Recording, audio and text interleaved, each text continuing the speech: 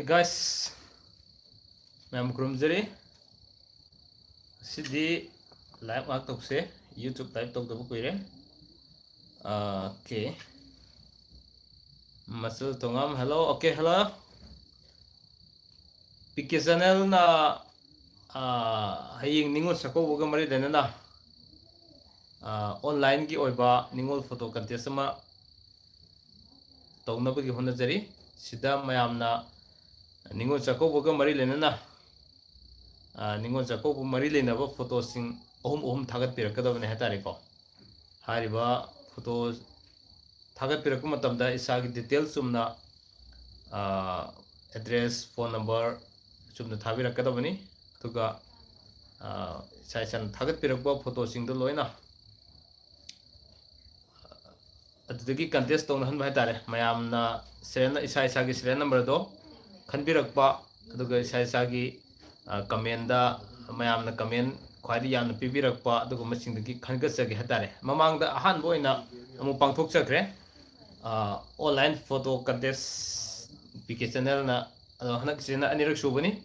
mamangda kitang mapung phabuat ki ado hanak sida adumak mamanga mawong to kitang khenani hatare ko matam si kitang khoyong na kibana hanak kide mayamna thagat pirako photo sing ado nongmada loina mak thagat sani seren contestant number semjaraga aduga adudagi first second third aduma ai khangat chagadabani aduga makoi gi pricing ai loina yum da la ga pijagini haitare ko sidi sida maroina Manipur da amadi Manipur gi wangda lebiriba ningon obisingna ningol sakoba hayeng khakinati ko aina matam pijadrise tang kuntra fawa sida mayam thagat pirakadabani aduga tang amagi nate tang kuntra mathoi natraga tang amasida ai adugi video do semjaraga mayam ki contestant number ka kai loina semjaraga ai thagat charakani hatare adudei da maya kwadi fajaba mayam na kwadi pamnaba comment sing henba ko adu kai di contestant number da mayam na comment ibirakadaba ko se example da contestant number kugi 10 dareng khalase bo 10 si pamjaba comment da 10 ibirakadaba hatare ko sumaina khar tawbugi niyom kanun khara thamjage aduna mayamna hariba Ningol contest online Ningol photo contest hatare ko anirak suba si saruk yabinasi mayam gi Ningol sakobugi bitta dum ai pangthok sabani asi mayam saruk yaminasi haibu wakhalon si thamjage K Michael Thongam da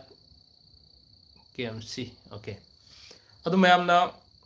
maroina Ningol sakoba satpiba amasung satpida kuni mangna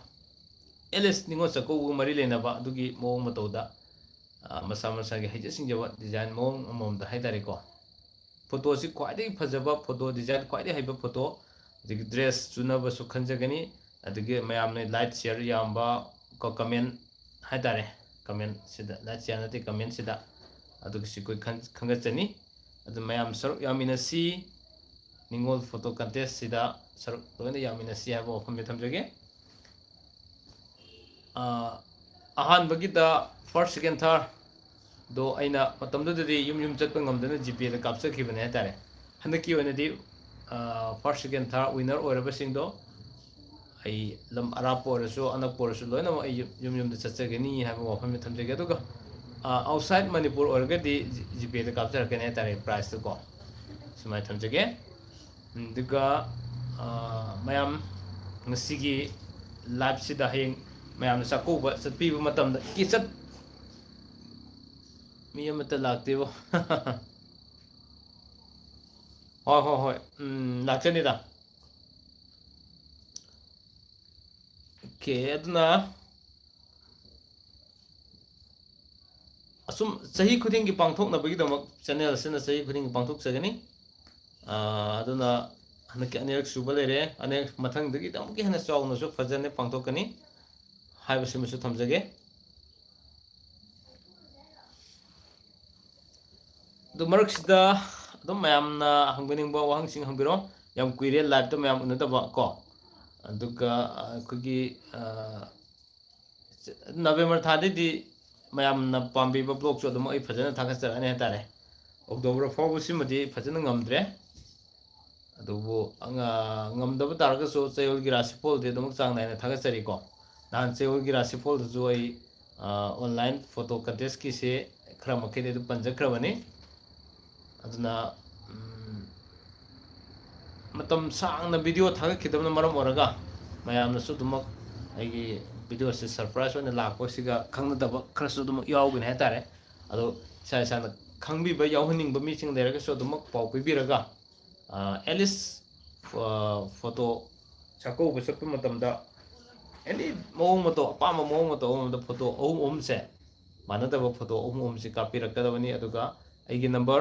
700598396 sida sida thabirakadabani hatare ko aduga thabirakku matamda isagi full details hatare ming laifam ko then adigi phone number simapung phana ibirakadabani koina hayeng result out torokku matamda haitare ko result out torokku matamda su kana na karino habse mayek sengna khangmina na bagi damak haitare aduna channel sida yawbiriba nungsijarba subscribers saying then viewers sing khudimangna online video online photo contest ningo chako bugumari lena na pangto iba photo contest se sharu yamina si habo hum thamjage okay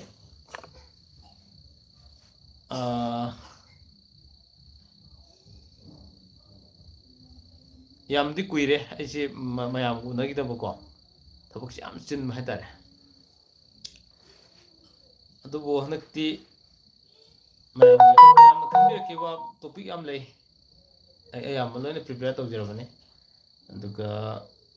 atai tai lemhoriba adi aina tawgani haikiba thagatjaraki haigiba singju topic jo loina mathang tang thagatjarani haitare November thasi deidi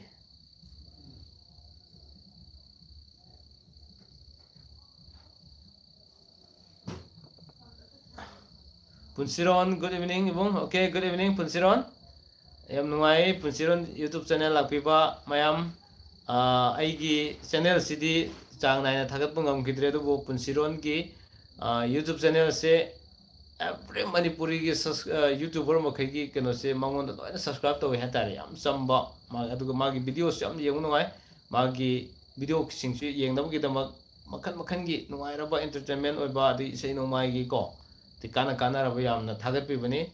koigi ichan Punsiron gi channel se mayam su aigi nuksijarba subscribers sing viewers sing na subscribe to view have se thamjage ado ichan Punsiron so aigi anek suba ina pangthokadariba online ningol photo contest se yawbining manen khanjai soidana ki yawbiba ngabiu aduga photo ohum soidana thabiraknabagi damukta khanganjari hayengdagi horaga tang 30 fawda thabirakadabani ko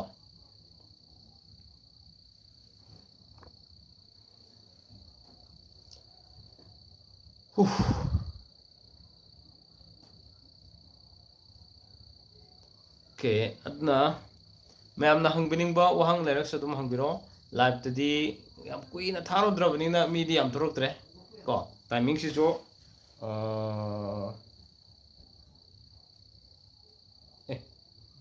pung 10:30 ta neramin yam thengam ya dai Toksomo Kendro, good evening sir, thank you. Okay, Toksomo Kendro, one of the yam fajana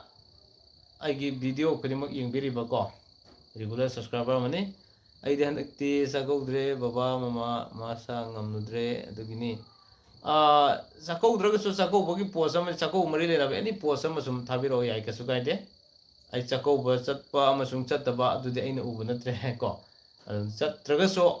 contest sidadi adumak yawbi biyai aduna adum chakobagi posai pubu kop natrase any karino amadi chako ai kumitigi leiba traditional dress setpirago so dum thabirak biyai kasu kaide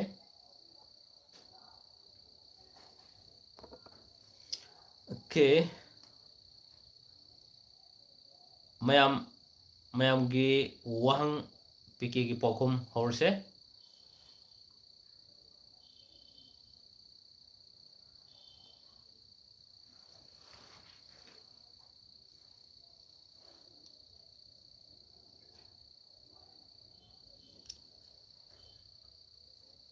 Okay. Mayam light kira to biro. Yam kuirabane video si channel si sitharu ba tare ko. Thagat pangam da badagi. Topic de lay da bane te topic am lay. Aina thabak ai ki personal thabak na tang busy oi jabana ngam da ba tare ko. Aduna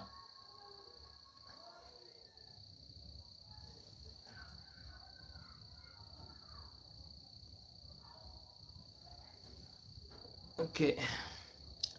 Mayam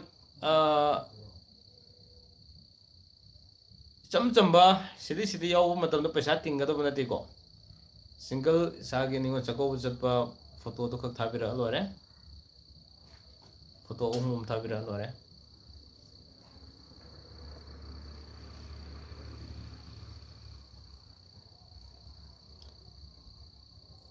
Okay.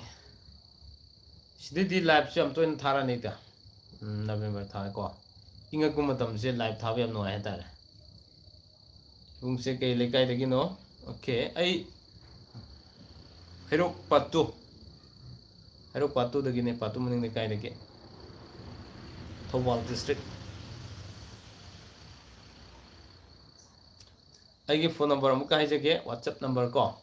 700598396 horan ai description da su bijage am kai gi 700598396 ma'am sound ju phane tabi bro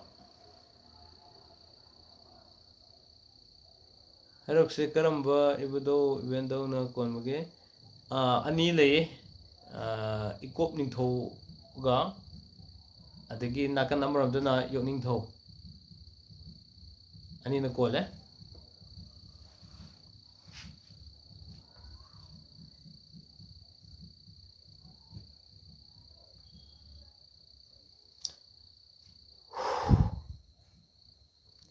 yam kui na di thajaroi matam se ai di ngal libra khal yam thiang de rame matam si ko adun so mi yam lak ta boin de rame ado hayeng video si yeng ma khana su zum yeng gerani aduga adom so mayam da khangan biro chako bogi mayam na photo ku madam da photo di khara ga zum tha kapna rane hatare ko ek chako usat li ma kai sing da mai yum da adugi photo sing da gi phaje khan ba ahum thaga bira lore Arun Laisram sa nungari Arun no family de gisto online photo contest yawan biro photo thagat biro ai number da duga hayeng dagi na dum tang kuntra faw sida thagat biro ka do ko kuntret kunipan kunmapan kuntra mit marini pijari ko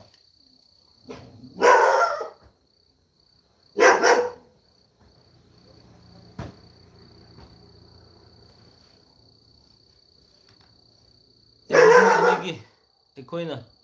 ꯈꯪꯗ꯭ꯔꯤꯕ ꯅꯨꯡꯉꯥꯏꯕ ꯋꯥꯔꯤ ꯂꯩꯔꯝꯒꯅꯤ blog ꯁꯦꯝꯃꯒ share ꯇꯧꯕꯤꯔꯣ very nice ꯄꯨꯟꯁꯤꯔꯣ ꯁꯣꯏꯗꯅꯃꯛꯀꯤ ꯑꯩ ꯁꯦꯝꯖꯔꯛꯀꯦ ꯑꯩ ꯇꯧꯒꯗꯕ ꯁꯦꯝꯖꯔꯛꯀꯗꯕ ꯌꯥꯝ ꯂꯩ ꯑꯩꯈꯣꯏꯒꯤ ꯏꯕꯨꯗꯣ ꯏꯚꯦꯟꯗꯣ ꯑꯅꯤꯈꯛꯀꯤ ꯅꯠꯇꯅ ꯂꯝ ꯂꯝꯒꯤ ꯑꯣꯏꯕꯁꯤꯡꯁꯨ ꯑꯗꯨꯝ ꯑꯩ ꯁꯣꯏꯗꯅꯃꯛꯀꯤ ꯁꯦꯝꯖꯔꯛꯀꯅꯤꯀꯣ ꯁꯦꯝꯖꯕ ꯉꯝꯅꯕ ꯍꯣꯠꯅꯖꯔꯛꯀꯦ ꯑꯗꯨꯒ ꯑꯗꯨꯝ ꯊꯕꯛꯇꯤ ꯈꯔ ꯀꯣꯝꯅꯕ ꯑꯩ ꯊꯣꯛꯀꯗꯕ ꯈꯔ ꯁꯤꯟꯗꯣꯛ ꯁꯤꯟꯖꯤꯟ ꯈꯔ ꯇꯧꯖꯔꯛꯑꯅꯤ ꯍꯥꯏꯇꯥꯔꯦ ꯇꯧꯖꯔꯛꯀꯦ ꯑꯗꯨꯒ ꯁꯤ ꯈꯛ ꯅꯠꯇꯅ ꯍꯥꯟꯅ ꯏꯇꯥ ꯊꯥꯒꯠꯇ꯭ꯔꯤꯕ ꯃꯌꯥꯝꯅꯁꯨ ꯈꯪꯕꯗ ꯌꯥꯝ ꯀꯥꯟꯅꯒꯗꯕ ꯃꯌꯥꯝꯅ ꯂꯥꯏꯊꯣꯛꯅꯈꯤꯕꯗꯨꯅ ꯃꯔꯝ ꯑꯣꯏꯔꯒ ꯈꯪꯗ ꯑꯗꯨꯝ ꯆꯠꯈꯤꯗꯕ ꯃꯌꯥꯝꯁꯦ ꯌꯥꯔꯤꯃꯈꯩꯗꯤ ꯈꯔ ꯈꯪꯍꯟꯅꯕ ꯍꯣꯠꯅꯖꯒꯦ ꯍꯥꯏꯇꯥꯔꯦꯀꯣ ꯁꯨꯃꯥꯏꯅ ꯑꯩꯒꯤ ꯊꯕꯛ ꯑꯁꯤꯟꯕ ꯀꯌꯥ ꯀꯥꯏꯊꯣꯛꯑꯒ ꯑꯗꯨꯝ ꯑꯩ ꯈꯔ ꯊꯥꯒꯠꯆꯅꯕꯒꯤ ꯍꯣꯠꯅꯖꯔꯛꯀꯦ ꯌꯥꯝ ꯅꯨꯡꯉꯥꯏꯖꯩ ꯑꯩꯈꯣꯏ ꯄꯨꯟꯁꯤꯔꯣꯅ ꯇꯥꯛꯄꯤꯕ ꯇꯣꯄꯤꯛꯁꯤꯡ ꯑꯩ ꯁꯣꯏꯗꯅꯃꯛꯀꯤ ꯂꯧꯈꯠꯆꯒꯦ ꯍꯥꯏꯕꯁꯤꯃ ꯊꯝꯖꯒꯦꯀꯣ ओके अदुना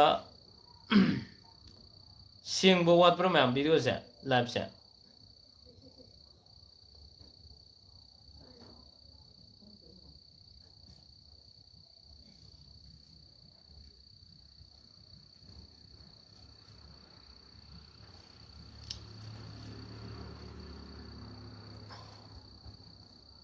अमुक स्वाइजरी मैम हयेंग निंगोल चकोबसिदा इसा इसागी ओके ओके सेम मखो वाले बको ए लाइट से खितंग ममसिन बे जगह दा ओइग्रे अदुनने आइगी स्टूडियो की टाइप त काम याम कना सेमजेरी मदु हे लोरगदी अदु लोरसु गायबने ने वीडियो याम कायना सेमजेदब लाइव कना थाजदब अदु लोरगदी फजना अदुम आई मयाम की निंग मुतुंग नमगी दम होना जगे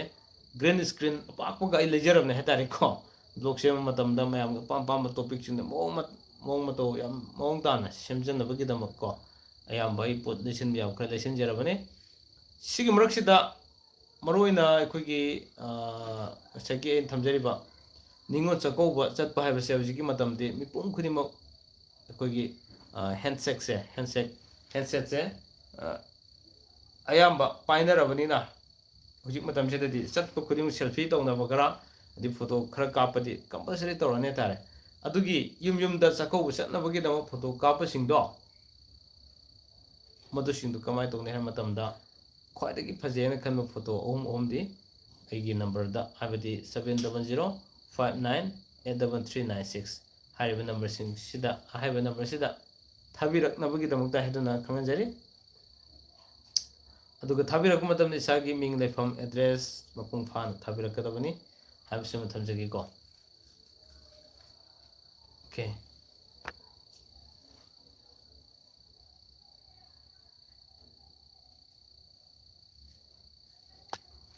मिनट कुन मुक्त थाजगे लाइव से याम कुइना थारोगे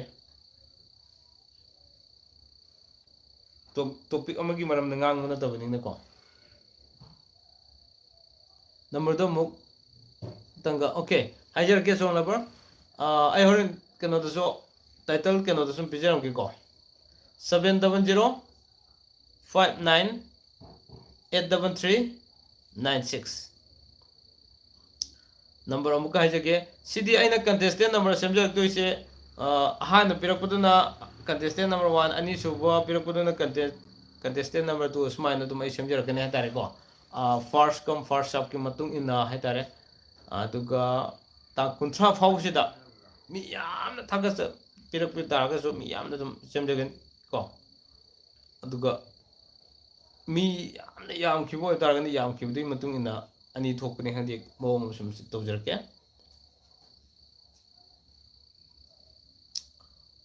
ओके याद्रा सोंग नंबर नंबर दो मुखर के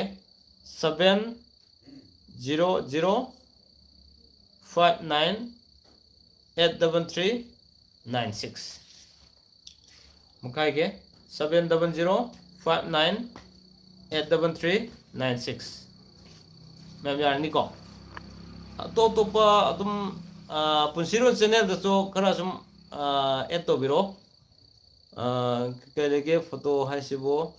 खंगेदन हंगम याय केसु काइदे अरुण लाइस्रम निंगो सकोबगी मयामना निंगो सकोब चत मतमदा एलिस फोटो खरगदी कापनानि हाय तारे को फजन केथनरमनिना अदुगा सकोबा जम तांग थोकनिना सिदा मसा मसागी फोन दगी फोटो खरखरते दम कापनरानी हारिबा फोटो कापखिबा सिंगदो अदुदगी ख्वाइदगी फजेन खनबा फोटो अहुम अगी नंबर अगी व्हाट्सएप नंबर द थाबिरो अदुगा ऑनलाइन फोटो कंटेस्ट अमा निंगो चकोबग मरी लेना थमजरी हातारे हारिबसिगी प्राइस अदुमक अई मतिक चाना पिजगनी फर्स्ट सेकंड थर्ड ताराबा अदुगी सिंगदो युमदा चटलगा प्राइस पिजगनी विथ दखिनागा लोइना पिजगनी हाबसि मै थमजगी को सुमाइना अदुगी दमक थमजबने ngasi लाइव चैलेंज जोरको खर खनजबने मयामना चकोब चटपदा अमसुंग चत्रगसु चकोब मरी लेना एनी काइंड ऑफ फोटो अदुम कापसे हयिंग दगिना तांग 30 फाउदा कापीबसे तांग 30 फाउ मनुंग थाबिरो ओ असेने द इन थमजदुदि को दो हारिबा फोटो सिंगसे अइना कंटेस्टेंट नंबर गलोने सेमकनी अदुगा मयामना कमेंट दा मा serial number ख्वाइदि यामना पलकपा अदुगा मागी नीति नियम खरा सुम हाइजरकनी को मतमदुदा अदुना मयामना चमचमना फोटो कापखिबा सिंगदो फोटो जिदुगी मगुन अमम हापमिनरसी हाबा से मदु थमनबगी दमक्तने Koyna online photo contest तौजरिसि Ahaan Matang के ममांग दम पांथोखरे फर्स्ट सेकंड थर्ड लेग्रे अदुगा हने किसिना अनेक सुबने पांथोक चदरिसि को सही खुदिंग के पांथोक ngamnabgi दम होनजरी ngamsu ngamjagani को चैनल सिने लेरि मखैदि ऑनलाइन फोटो कंटेस्ट दम पांथोक सगी अदुना खंजग्रे दारे यानी को अरुण लाइस्ट्रम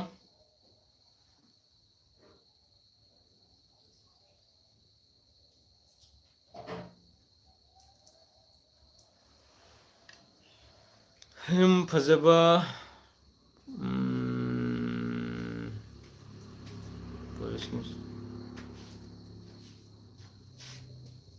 याम फजब पॉलिसी नहीं है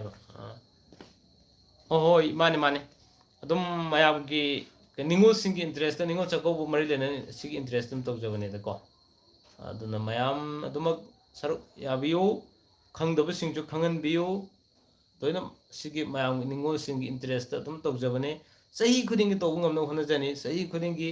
to bu ngam da ga di price hen hen hen dum chako chane ha tare ko chako sar kani aduna mayam ning hna bali tuna adum photo se इसाना काउखिबो photo दो फ्री द मांग हिदब सरक the LS contest system दंग योमिना सी हाबे से थमजगे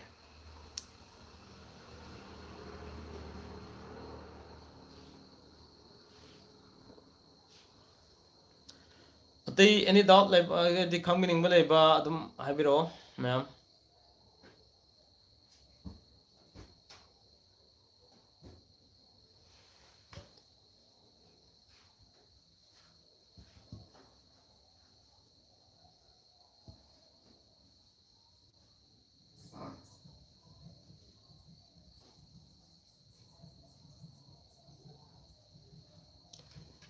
यादरा ma'am दुदे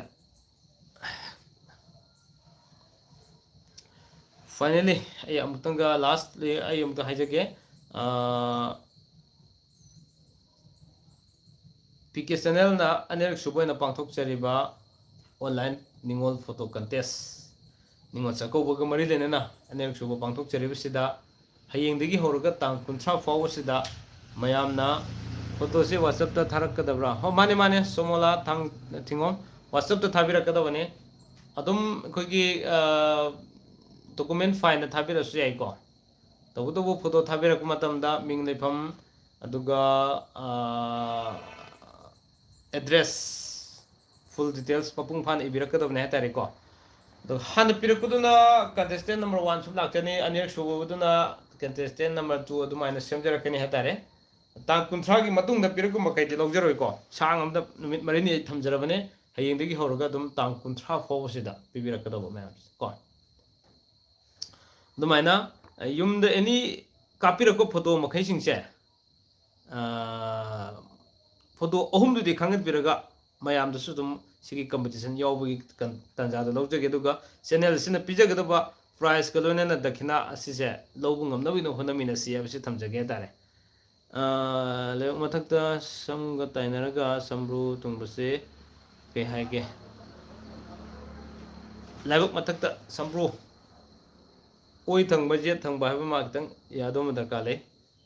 okay somola thingom yauru na ba tongmina rase ko photo elis sida sida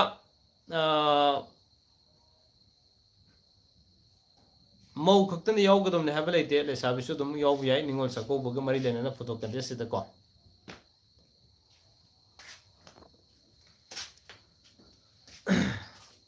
oi thangbuda nipan oi thangbo ragati kitang phawwa le so number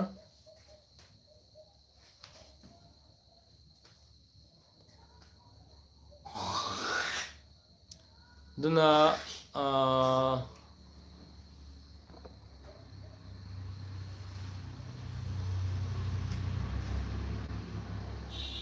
आगे number तो हम तक है जगह 700-59-833-96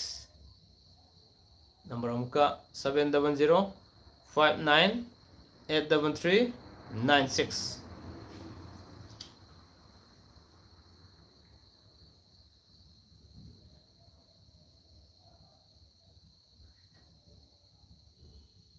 यह को ma'am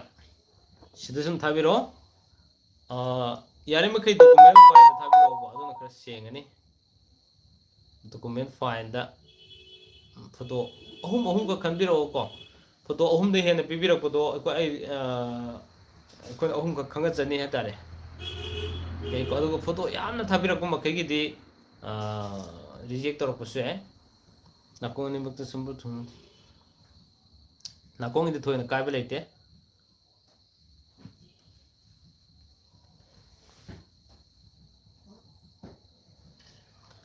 okay mayam adudi thank you sir okay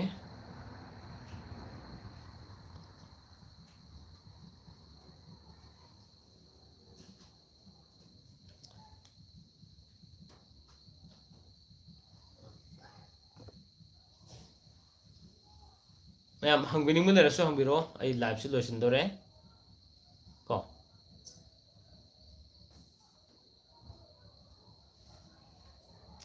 mayam ni am kan add tongning da advertise toroga tawdun to ngasi live sida khangbiro tabirak pa adi video si kon yeng da khangbirak pa dina hani chayul gi rasiful yaw ki badu so adu yeng thawai yaw bising da dum thabiro ha tare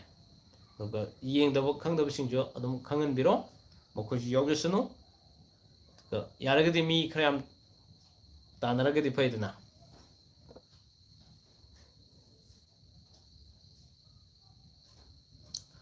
okay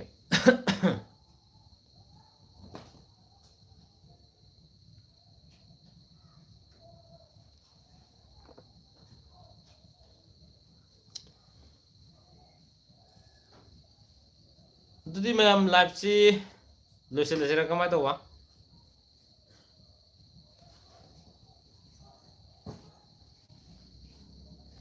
ai number su pijaram ge duka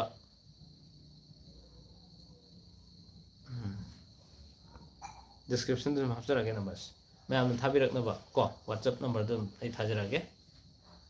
dudi mayam loisilase live si mathang degi di nuai nuai topic am lokhajarane hatare ko mayam na khanbirak ko mayam khoida jaba topic am lokhajarani